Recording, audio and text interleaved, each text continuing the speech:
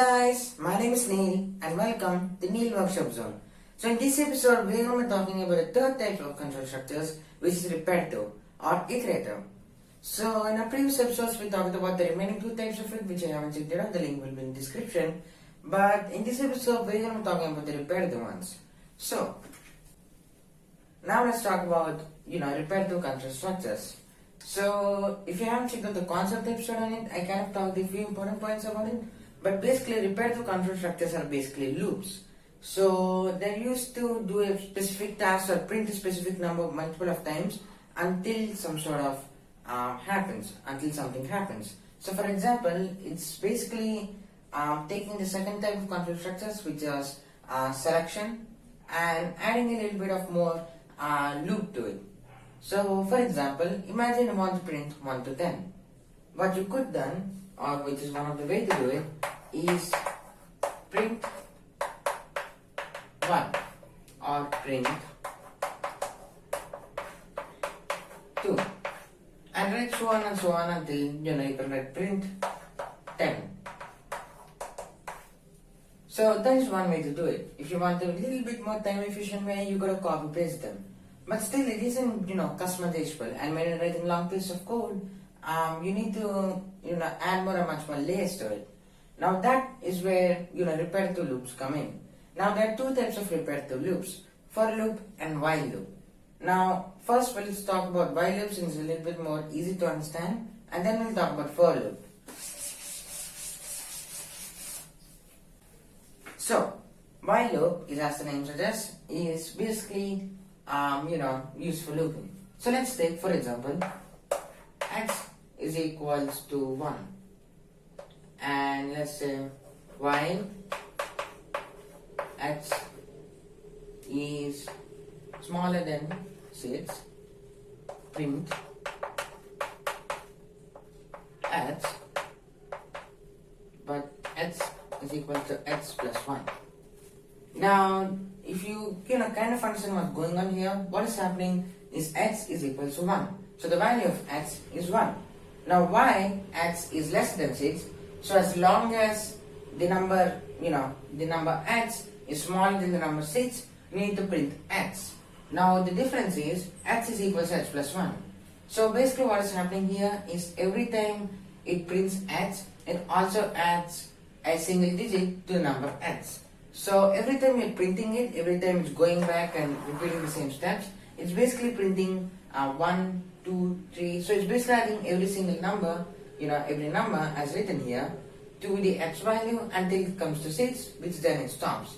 Now if you add 2 here, then it prints 1, 3, 5 and ends it. That is basically how while loop works.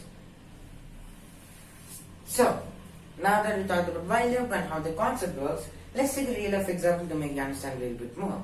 So imagine you're working, in an entire week, you're working from Monday to Saturdays in a school, and Sunday is a holiday. So let's keep it as a way that on Monday you wake up at 6 o'clock, you do this specific task, and then by 7:30 you get ready and you go to school, and you come back at like 3:15. Now I do it as long as possible till Monday, Tuesday, Wednesday, Thursday, Friday, Saturday. And when Saturday comes, you break the break the loop, because from Sunday or on Sunday, you kind of have different routine. So for example, you wake up a lot more lately, and you need to breakfast a lot more lately, you have a lot of other things to do. So basically from Monday to Saturday, it's basically working as a loop. So it's basically doing the same, it's the same action or the same way for a couple of times until it breaks. So that is basically how loops work. So now that we talked about while loop, let's talk about for loop.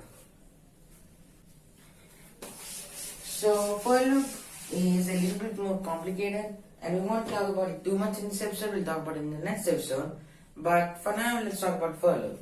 So for loop is, as the name suggests, while loop, but for loop is a lot more deeper. So for example, let's take x is equals to an array. So we haven't talked about arrays yet, we'll talk about them in the future, but let's just for now think array is a set of words in a block. So for example, how you store x is equals to some word, like for example x is equals to apple. In this you can store multiple words or multiple numbers or multiple sets of numbers. We'll talk about them in future, but just for now let's take this. Let's say in this array you have carrot, apple,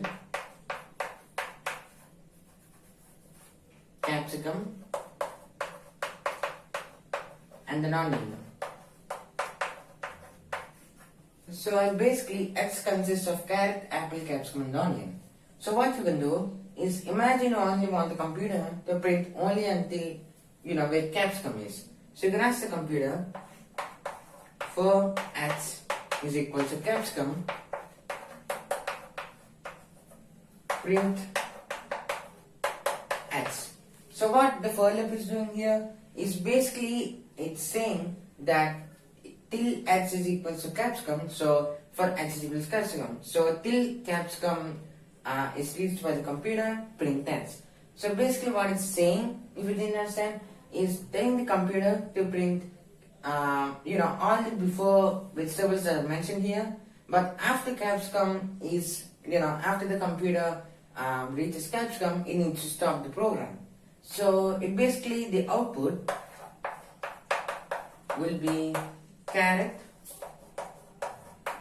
apple. So that would basically be the output of the for loop.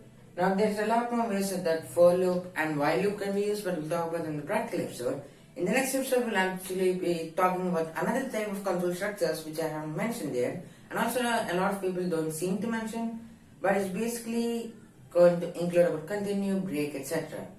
So yeah, hope you enjoyed this video. If you did, don't forget to like, share, subscribe, hit the notification bell so you don't miss out any new videos. And that's all folks, and see you in the next one. Bye bye.